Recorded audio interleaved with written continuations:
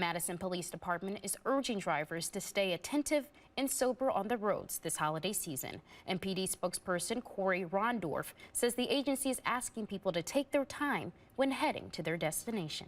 Leaving enough time to get to your destination in a reasonable amount of time without feeling rushed, making sure that you're leaving early to avoid some of that congestion is some of the biggest advice that we could pass on this weekend. MPD says December is a particularly deadly month for drunk driving crashes, especially during the holidays.